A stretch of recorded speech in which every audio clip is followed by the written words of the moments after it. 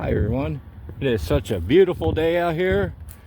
We've had a bunch of severe weather, but that's not the topic of the video. Just outside walking around, looking at this swamp by my house, making sure, there's a bucket over there. I don't know how that got over there. The wind must have blew it over there. Now I have to go clean that. But anyway, today's discussion is inclusion body disease and boas and pythons, snakes in general, in 2025. And I'm just sharing some information with people to let them know how I deal with the disease. Started for me about 5 years ago. My Nicaraguan boa became infected, and I got pretty lucky with him, and I'll explain why that is. It's been a very long journey so far for me. I've learned a lot. I'm constantly learning, and I am committed to once and for all just neutralizing the pathogen. There's some information there I know people are not going to want to hear, but it's the truth. All snakes, and I mean all snakes, have an immune system. They have blood cells, just like humans. They don't have veins like humans. They're mammals, but they have muscle tissue and such. They're a vertebrate. But they do have blood cells. And anything that has blood cells can become infected with a viral infection. Now, it's important to know that these animals carry numerous viruses all the time. So many that they actually put it in its own category, and they call them reptarenaviruses, meaning reptile. So you could have a human-like disease in a reptile, but they'll call it a reptarenavirus because it's in a reptile, okay? That's pretty much how that operates. They found tons and tons of different types of viruses in these healthy-looking snakes. So much so, they added amendments, they tried to add amendments to the Lacey's Act to prohibit tropical animals from going across state lines, okay? In fear of what they're afraid of, and I'm just going to get cut right to this part of it, which is totally ridiculous. COVID did not come from Chinamen eating undercooked snakes. It didn't come from bats. I think we all know where it came from. I'm not going to get into conspiracy parts of it, but there's investigations. It's already been mentioned in the halls of Congress by numerous senators of where the virus came from. It had a lot of help from a Chinese lab in retaliation probably for tariffs and to get rid of 47. He was 45 at the time. That's what that was really all about. In captivity, in the wild, snakes, we'll go with the wild first. They have a variety of unlimited resources. They eat lizards, small lizards. They eat birds. That's a big one. They eat eggs, okay? Anything, even fish. Just an unlimited amount of resources. We go on all day of what they could possibly eat. In captivity, they're taken in and then they're fed just a constant diet of rodent. And I do believe that's the key to the problem here. The immune system in these reptiles have several different classes of antibodies. Their bodies react to pathogens when they become infected and something's incubating in there. In the wild, their body will start producing IgM class antibodies first. Those are the first responders. Just like in humans, the same IgM antibodies are in humans. But then they have IgY antibodies that take over. Those usually get produced later down the road, 2 to 4 weeks. But for whatever reason, in captivity, it seems that they are not able to produce these IgY antibodies. And I do believe it comes down to temperature, feeding regimen. And as I'm making this video, this truck's gonna rev his engine. Okay, so anyway, they make IgY antibodies to help fight these pathogens. In captivity, I do believe it's temperature related that they cannot. Okay, some snakes, they've done research They've taken groups of snakes, like 70 at a time, and they're all healthy looking and everything's fine, and they start testing them. They have these different types of reptilian and stuff, and then some have this inclusion body disease, S segments and 2 L segments, to create infectious particles. So when you take this animal to a test and they test positive, okay, there's no telling what it tested really positive for. It could have 1 strain, it could have 2 strains. It takes 4 strains to actually become infectious. So what I do is I use IgY antibodies, which come from egg yolks in birds. So that's the key. That's the missing link to the mystery here. Is why can't they produce these IgY antibodies in captivity? Well, it's probably because the temperatures are too low. You need to keep them around 80 degrees to a 90-degree hot spot with a pool of water so they can thermoregulate, but nothing below 80 degrees, because these are tropical animals. And colubrids seem to have a higher tolerance for this disease, but their temperature range is probably a lot different.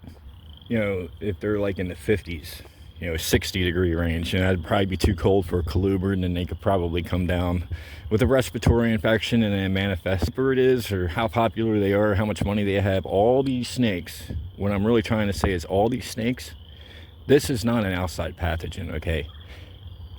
There's this circumstantial evidence is way too much, that this is actually part of the revolution.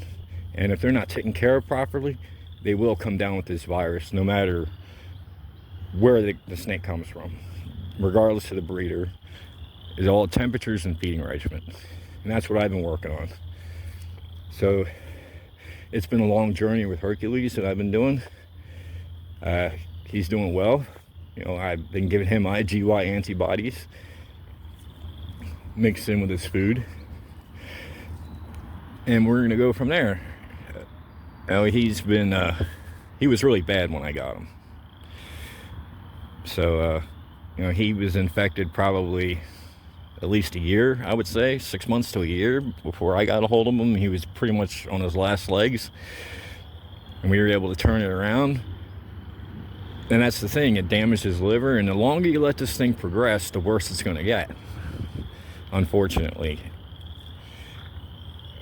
But getting back to the IgY antibodies, you see, the Nicaraguan boa, the first snake I treated, and he made a really good recovery, we'll say. To get back to people who don't know about this animal, I took him in, they told me that he was infected. There was no chance of survival, all the bad stuff. I did not, at the time, give him IgY antibodies because, see what happened, that animal came from Florida. People will go out and they will collect reptiles, wild reptiles.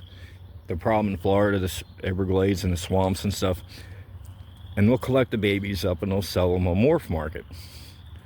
And so I figured I was doing a good community service by buying them off a morphs market. So in other words, his parents were in the wild. He came from the wild, but he was a baby. And Nicaraguan boas are not commonly found in Florida, as you know.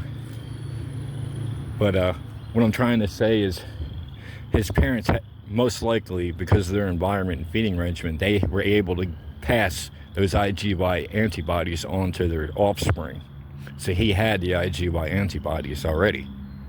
Okay, so when he became sick, I was able to raise his temperatures, 82 to 90.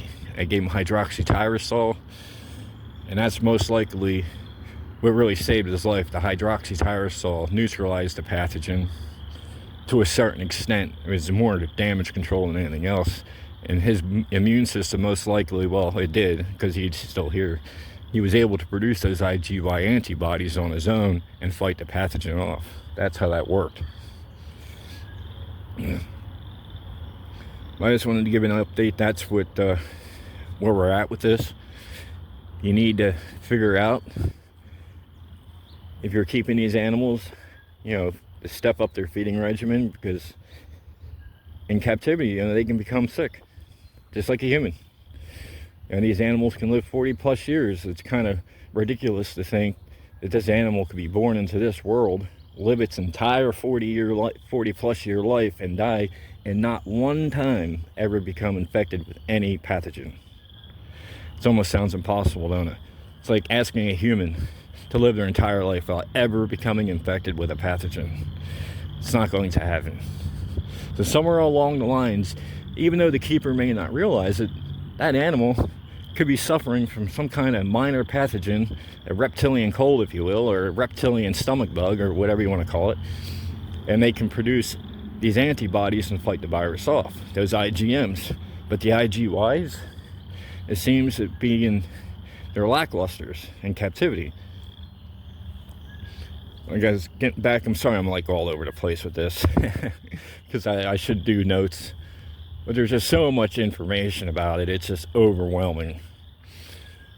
Like I said before, they were doing tests on these animals, and certain groups tested positive just for IgY antibodies. Some had the IgM antibodies. Another group that were infected had no antibodies at all. Those are the animals that would really be up the creek without assistance. And then they had another group of animals that tested positive for both the IgY and the IgM antibodies. That's what you want. You want the animal to test positive for both these antibodies for this pathogen. Okay? So, and it's just a mystery why some snakes in captivity can produce these antibodies and others cannot. And that's the problem.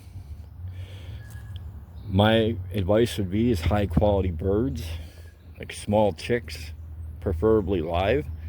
If not, you can get IgY antibodies off of Amazon. You can break the capsule apart. You can put this egg powder in a plastic bag and put the prey item in it and just fill it just a little bit with water, get it nice and saturated. Hercules is big enough. I actually take the capsules because they're real mild.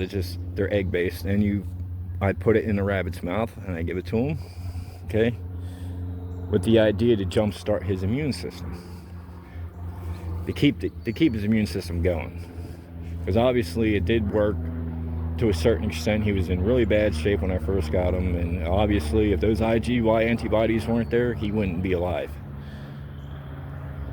The virus did, well, if you have a virus bad enough, it will attack your organs like these animals, and it attacked his liver.